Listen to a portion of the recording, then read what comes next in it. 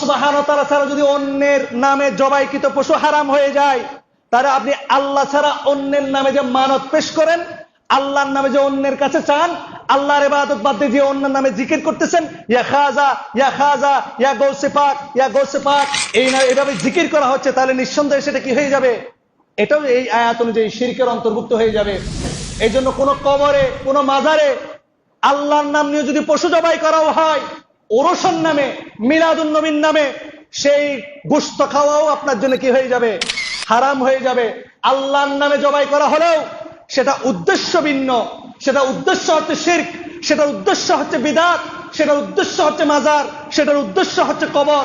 সে মনে করে অমুক ওলিয়ার জন্য, ওনার সন্তুষ্টির জন্য আল্লাহর নামে পশু জবাই করলাম, এর ওসিলায় বাবাজান আমাকে আল্লাহ থেকে কিছু নিয়ে দেবে। আসুন পবিত্র কুরআন ও সহিহ হাদিসের আলোকে জীবন গড়ি। সূরা আনআমের 121 নম্বর আয়াত, 6 নম্বর সূরার 121 নম্বর আয়াত আল্লাহ সুবহানাহু ওয়া তাআলা বলছেন, ওয়ালা তাকুলু মিম্মা লাম ইয়াযকুর ইসমুল্লাহি আলাইহি ওয়া ইন্নাহু লা ফিসকুন ওয়া ইন্নাশ শায়াতিনা লা ইউহুনা ইলা আউলিয়াইহিম লা ইউজাদিলুকুম ওয়া ইন আতা'তুমুহুম ইন্নাকুম লামুশরিকুন। আল্লাহ সুবহানাহু ওয়া তাআলা বলছেন, যেসব পশু জবাইকালে আল্লাহর নাম উচ্চারণ করা হয়নি তা তোমরা ভক্ষণ করো না, নিশ্চয় সেটা ফাসিকি কাজ। শয়তানেরা তাদের বন্ধুদের মনে কুমন্ত্রণা প্রবেশ করিয়ে দেয় যাতে তারা তোমাদের বিরুদ্ধে বিতর্ক করে। এক্ষুনি যদি তোমরা তাদের অনুগত্য করো, ওয়া ইন আতা'তুমুহুম, যদি তোমরা তাদের কথা মেনে নাও, ইন্নাকুম লামুশরিকুন, তোমরা মুশরিক হয়ে যাবে। এই আয়াত থেকে তারা পূর্বের ন্যায় মুশরিক এই শব্দটা তারা প্রকাশ্যে অর্থ গ্রহণ করেছে। সম্মানিত উপস্থিতি, এই আয়াতের শানে নুজুল যদি আপনি ক্লিয়ার হন, তাহলে এখানে আল্লাহ সুবহানাহু ওয়া তাআলা বলছেন, ওয়া ইন আতা'তুমুহুম, যদি তোমরা তাদের আনুগত্য করো তাহলে তোমরা মুশরিক হয়ে যাবে। এটা কি অর্থে বলেছেন? মূলত এই আয়াতটা নাজিল হয়েছে আল্লাহ সুবহানাহু ওয়া তাআলা যখন কোনো পশু মারা যায়, মৃত্যুবরণ করে, মুসলমানদের জন্য মৃত পশুর গোশত খাওয়া কি করে দেয়া হয়েছে? হারাম করে দেয়া হয়েছে। তখন মক্কার মুশরিকরা শয়তানের ওহীপ্রাপ্ত হয়ে মুসলমানদের সাথে এই বলে বিতর্ক করা শুরু করলো, যেটা আল্লাহ সুবহানাহু ওয়া তাআলা এখানেই বলেছেন, শয়তানের কুমন্ত্রণা পেয়ে তারা তোমাদের সাথে বিতর্ক করা শুরু করলো। সেটা কি?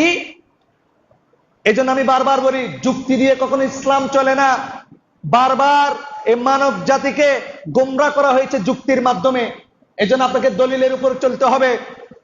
শয়তান মুশরিকদের মাথায় যুক্তি ঢুকিয়ে দিয়েছে, দেখো মুসলিম, তোমরা যে পশুকে নিজের হাতে জবাই করে রক্ত কি করো? প্রবাহিত করো, সেটাকে তোমরা হালাল মনে করছো। আর যে পশুটা মারা গিয়েছে, এটা কার হুকুমে মারা গিয়েছে? তাকে তাহলে মেরেছে তাকে কে? আল্লাহ।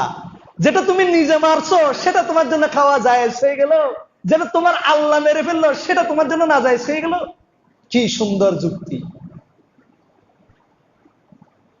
আল্লাহ সুবহানাহু ওয়া তাআলা এই কথাই সেখানে এটাই বলছেন, যেটা আল্লাহর নাম নিয়ে উচ্চারণ করা হয়নি পশু জবাইকালে, যেখানে আল্লাহর নাম নেওয়া হয়নি, এটা নিয়ে অনেক ইখতিলাফ রয়েছে। সাহাবায়ে কেরাম যুগ থেকে একদল মুফাসসিরিনে কেরাম বলে গেছেন, যদি সে মুসলমান হয়, সে যদি ভুলে বিসমিল্লাহ নাও বলে, তাহলে তার পশু জবাইকৃত পশু কি হয়ে যাবে? হালাল হয়ে যাবে। কারণ তার যদি মনে থাকতো সে বিসমিল্লাহ বলেই জবাই করত। আর অধিকাংশ অনেকেই বলেছেন, যেখানে আল্লাহর নাম উচ্চারণ করা হয় না সে পশু খাওয়া যাবে না। তা আমাদের মধ্যে শয়তান যুক্তি ঢুকিয়ে দিয়েছে। একদিন আমার এক হিন্দু বন্ধু তার ভাইয়ের বিয়ের দাওয়াতে আমাকে দাওয়াত দিয়েছে, দোস্ত আমার ছোট ভাইয়ের বিয়ে, তোর নিমন্ত্রণ। তো সে জানে আমি একটু হুজুর টাইপের লোক, বলতো দোস্ত তুই টেনশন করিস না, কারণ আমরা যে বাবুরচি নিয়োগ করেছি সেটা মুসলমান, আর মুরগি ছাগল যেগুলা জবাই করতেছি সেগুলো আমরা মুসলমানের মাধ্যমে জবাই করতেছি, সুতরাং তুই নির্দ্বিধায় খেতে পারবি। এখানে দুইটা হুকুম। এক, যদি মুসলমানও যদি জবাই করে, কিন্তু এটা যদি আল্লাহর উদ্দেশ্যে জবাইকৃত না হয়, উদ্দেশ্য যদি ঠিক না হয়, ওই পশু আপনার জন্য কি হয়ে যাবে? হারাম হয়ে যাবে। এই জন্য কোনো কবরে, কোনো মাজারে আল্লাহর নাম নিয়ে যদি পশু জবাই করাও হয়, ওরসের নামে, মিলাদুন নবীর নামে, সেই গোশত খাওয়াও আপনার জন্য কি হয়ে যাবে? হারাম হয়ে যাবে। আল্লাহর নামে জবাই করা হলেও সেটা উদ্দেশ্য ভিন্ন, সেটা উদ্দেশ্য হচ্ছে শিরক, সেটার উদ্দেশ্য হচ্ছে বিদআত, সেটার উদ্দেশ্য হচ্ছে মাজার, সেটার উদ্দেশ্য হচ্ছে কবর। সে মনে করে অমুক অলিয়ার জন্য, ওনার সন্তুষ্টির জন্য আল্লাহ নামে পশু জবাই করলাম, এর ওসিলায় বাবা জান আমাকে আল্লাহ থেকে কিছু নিয়ে দেবে। এ মক্কার মুশরিকরা কত সুন্দর করে যুক্তি দিয়েছে মুসলমানদেরকে, যেটা আল্লাহ মেরেছেন সেটা তোমাদের জন্য হারাম হয়ে গেল, আর যেটা নিজেরা জবাই করলে সেটা হালাল হয়ে গেল।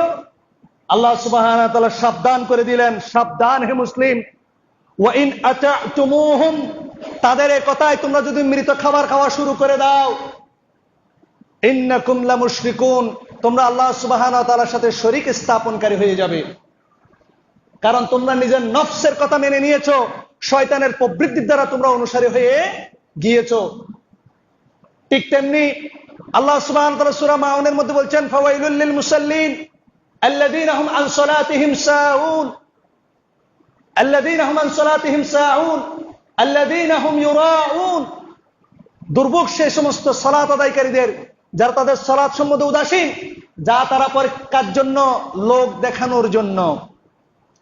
তাহলে সালাত যদি, সালাতের মধ্যে যদি আপনার রিয়া আসে, দানের মধ্যে যদি রিয়া আসে, সেটাও কি শিরক, সেটাও কি।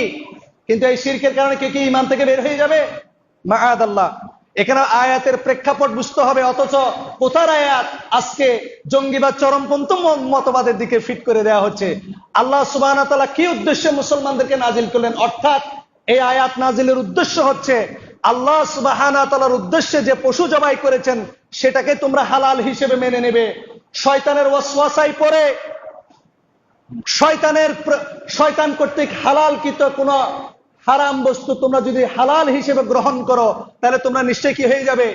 এই আয়াত থেকে আমরা একটা বিষয় বুঝতে পারি, সেটা হচ্ছে মানব রচিত মতবাদ বা গায়রুল্লাহ ছাড়া কেউ যদি কোনো বিষয় হালাল হিসেবে মনে করে, তাহলে অবশ্যই সে ঈমান থেকে বের হয়ে যাওয়ার সম্ভাবনা রয়েছে।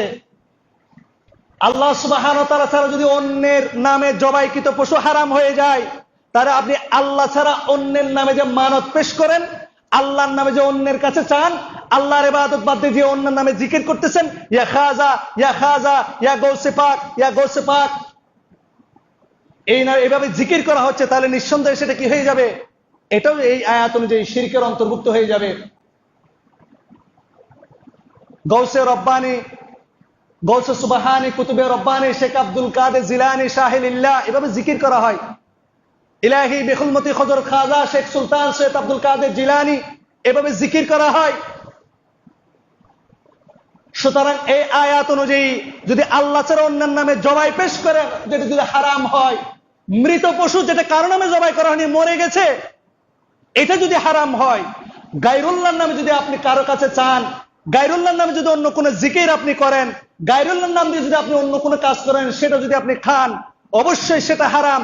যে ব্যক্তি এই কাজ করে সে অবশ্যই মুশরিকদের অন্তর্ভুক্ত হয়ে যেতে পারে। সুতরাং সাবধান।